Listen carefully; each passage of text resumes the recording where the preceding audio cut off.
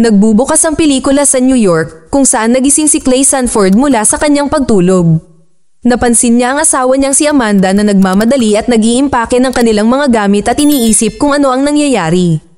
Inihayag ni Amanda na nag-book siya ng tiket ng eroplano papuntang Long Island para sa pamilya ngayong weekend.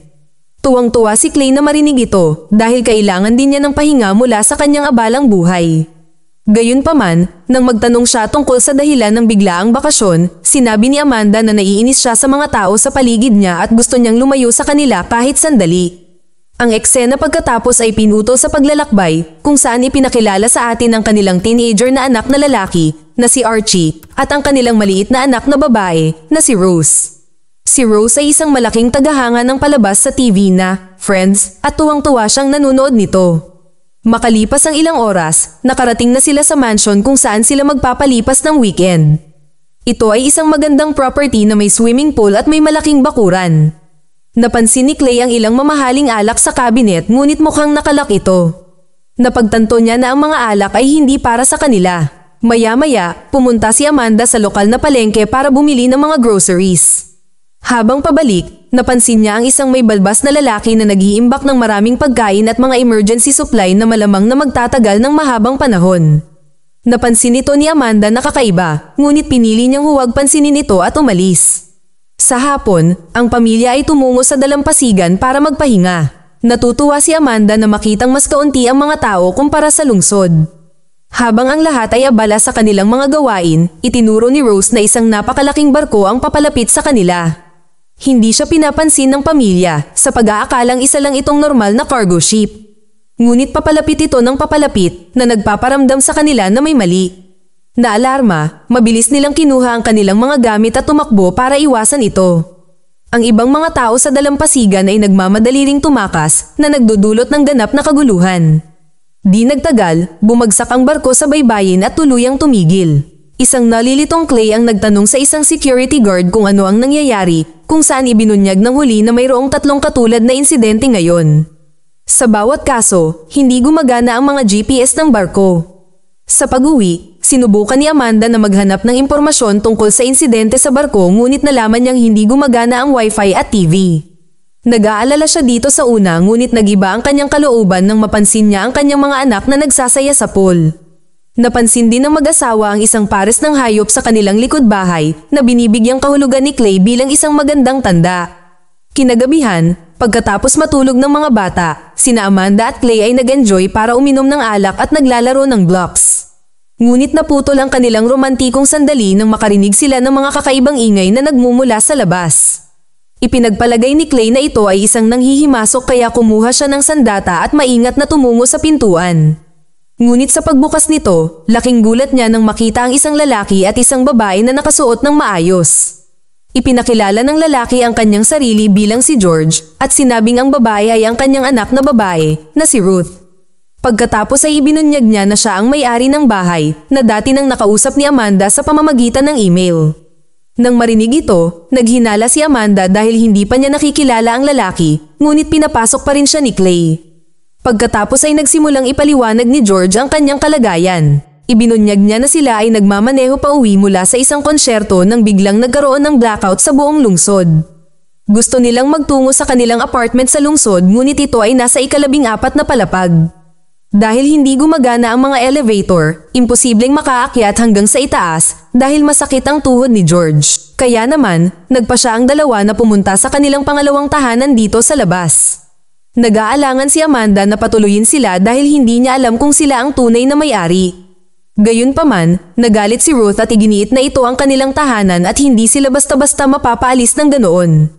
Ilang sandali pa, ginamit ni George ang kanyang mga susi para buksan ang nakalock na cabinet kung saan makikita natin ang isang envelope at isang baril. Kumuha siya ng 1,000 cash mula sa envelope at ibinigay ito kay Amanda bilang 50% na refund. Nangako siyang isang gabi lang ito at sa basement sila matutulog. Nabulag si Clay sa kasakiman sa pera kaya pumayag siya, ngunit naghihinala pa rin ang kanyang asawa. Pagkatapos nito, sinimulan ni Amanda na tanungin si George at nagtanong tungkol sa kanyang asawa. Siya ay tumugon na siya ay isang art dealer at kasalukuyang nasa isang paglalakbay sa Morocco.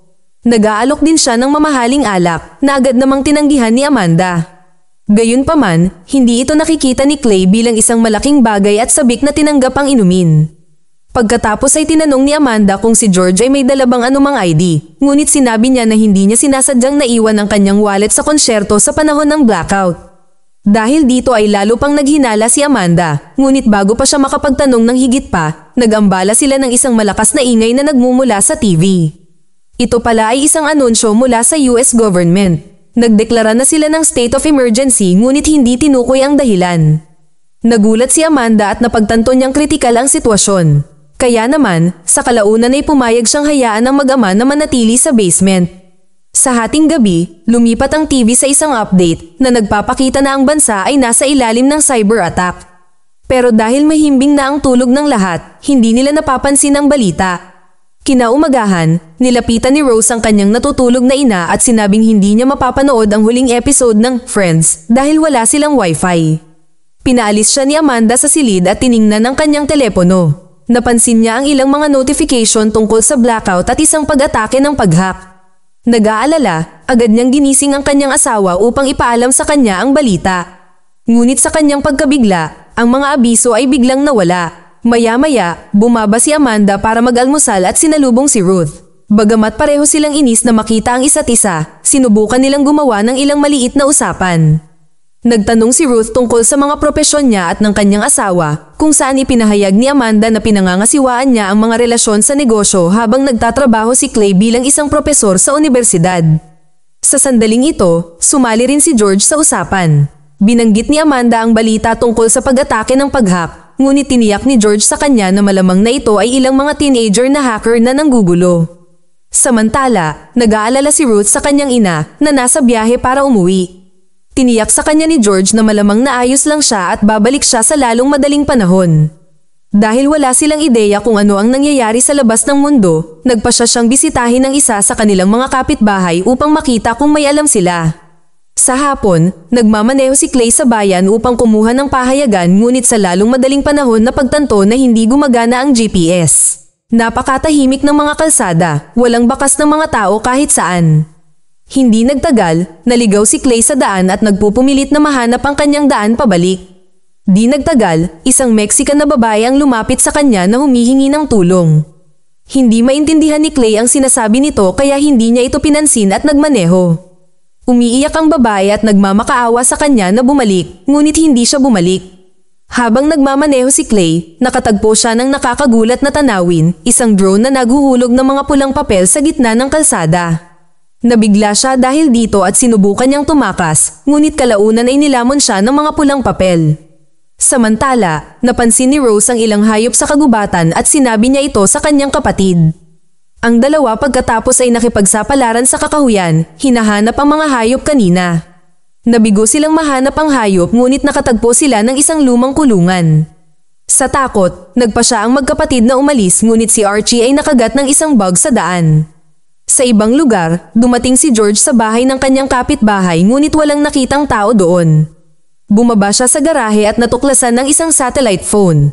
Sinusubukan niyang gamitin ito para tawagan ng mga awtoridad, ngunit hindi ito gumagana. Kasunod nito, lumabas siya ng bahay at dahan-daang tumungo sa kalapit na dalampasigan. Si George ay natakot nang makita niya ang isang kamay na nakabaon sa buhangin, kasama ang iba pang mga labi ng tao. Makalipas ang ilang segundo, napansin niya ang isang eroplanong direktang papalapit sa kanya. Si George ay tumakbo ng mabilis hanggat kaya niya, para iligtas ang sarili sa panganib, habang ang eroplano ay bumagsak sa dagat at sumabog. Di nagtagal, bumalik siya sa bahay at sinabi kay Amanda na ang sitwasyon ay mas masahol pa kaysa sa naisip niya.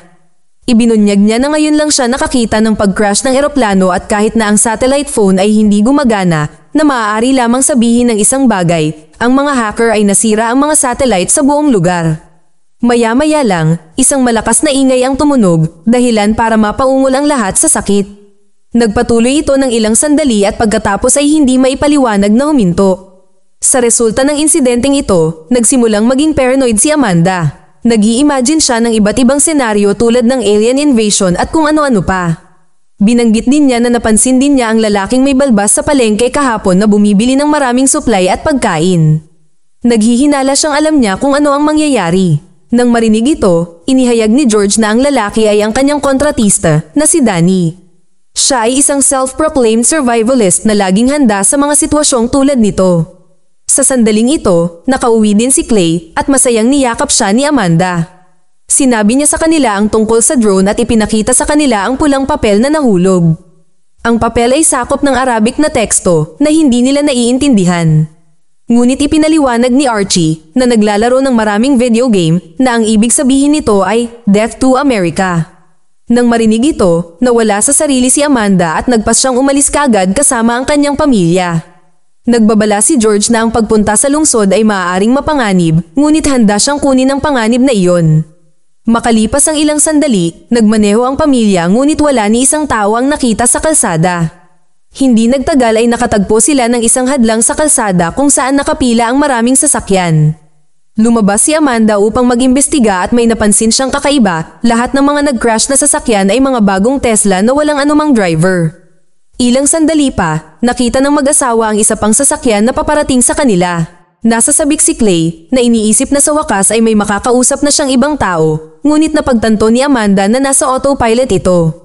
Kaya, mabilis silang pumasok sa loob ng kanilang sasakyan at nagmaneho paalis na halos umiiwas sa daan-daang Tesla na sumasalubong sa kanila. Pagkatapos ay bumalik sila sa mansyon ni George dahil ito ang tanging ligtas na lugar para sa kanila ngayon. Sa gabi, nagkita sina Clay at Ruth sa tabi ng pool at nagkaroon ng sesyon sa paninigarilyo. Sa panahong ito, sinubukan niyang manligaw sa kanya at nagtanong kung nagawa na ba niyang matulog kahit sa sino man sa kanyang estudyante. Tumawa si Clay at inamin na hindi siya ganoong klaseng tao. Pagkatapos ay binago niya ang paksa at isiniwalat ang tungkol sa babaeng Mexican na nakilala niya kanina. Sinabi ni Clay na nakonsensya siya dahil hindi siya natulungan. Binanggit din niya ang napakalaking barko na bumagsak sa dalampasigan ilang araw na ang nakalipas. Ikinasindak ito ni Ruth at nagsimula siyang maniwala na ang bansa ay nasa ilalim ng pag-atake ng terorista. Sa sandaling iyon, isang grupo ng mga flamingo ang dumapo sa swimming pool na naiwan silang dalawa na naguguluhan. Sa kabilang banda, nagbobonding sina Amanda at George sa isang inuman. Humingi siya ng paumanhin sa paraan ng pakikitungo niya sa kanya kanina at agad niya itong pinatawad. Pagkatapos ay tumugtog siya ng ilang musika at nagsimulang sumayaw ang dalawa at nagsaya. Nagsimula silang magkalapit at nagyakapan, ngunit itinuro ni Amanda na pareho silang lasing at may asawa. Pumayag si George at sinabing mahal na mahal niya ang kanyang asawa. Gayunpaman, natatakot siya na malamang ay patay na ito at nagsimulang umiyak. Sa sandaling ito, muling tumunog ang maingay na tunog na naging sanhi ng pagkataranta ng lahat. Kinaumagahan, nagising si Amanda upang matuklasan na may sakit si Archie. Hindi lang ito basta normal na sakit, biglang nalagas ang mga ngipin niya at nagsuka siya ng dugo.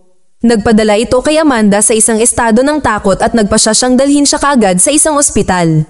Gayunpaman, itinuro ni George na hindi ito posible sa kanilang kasalukuyang sitwasyon. Sa halip ay nag-aalok siya na dalhin ang bata kay Danny na maaaring may ilang mga medikal na supply. Nang maghanda si George na umalis, napagtanto ng grupo na nawawala si Rose. Nagpapadala ito sa lahat sa panic mode at iminumungkahi ni Archie na maaaring nasa shed siya na natagpuan nila sa kagubatan.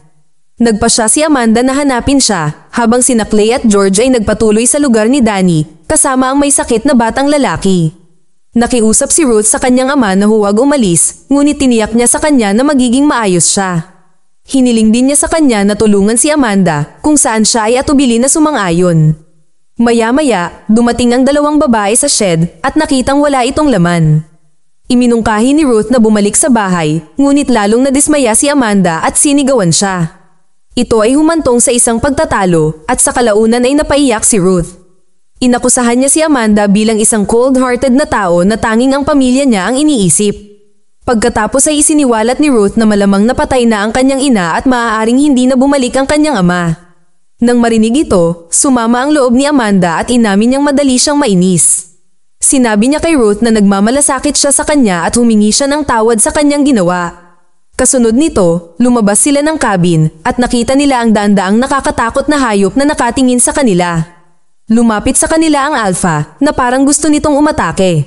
Ngunit ang mga kababaihan ay pinakawalan ng kanilang pinakahuling sandata, sumigaw sila sa tuktok ng kanilang mga baga. Tinakat nito ang maraming hayop at tumakas sila sa takot.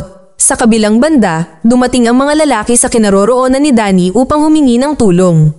Gayunpaman, nakakagulat na tinutukan niya sila ng baril at hiniling na umatras sila. Ipinaliwanag ni George ang kalagayan ni Archie na nagsasabing siya ay may malubhang karamdaman at nangangailangan ng agarang tulong. Ngunit tumanggi si Danny na magbigay ng anumang gamot. Dahilan niya na ang kanilang bansa ay nasa digmaan at mayroon din siyang pamilyang pinoprotektahan. Nag-alok pa si Clay sa kanya ng 1,000 cash, ngunit tumanggi ang lalaki na nagsasabi na ang pera ay wala ng kwenta sa ngayon. Pinagbantaan niya silang umalis, ngunit isang desperado na si George ang naglabas ng sarili niyang baril, iginiit na hindi sila aalis hanggat hindi nila nakukuha ang gamot. Nagsimulang sumiklab ang tensyon at halos barilin ng mga lalaki ang isa't isa. Gayunpaman, nakialam si Clay sa tamang oras at pinapakalma sila. Inaamin niyang isa siyang walang kwentang tao, pero hindi niya hahayaang mamatay ng ganito ang anak niya. Ipinaliwanag pa ni Clay na sa kabila ng kanilang pagkakaiba, iisa ang kanilang pagkakatulad, ang pagnanais na protektahan ang kanilang mga pamilya.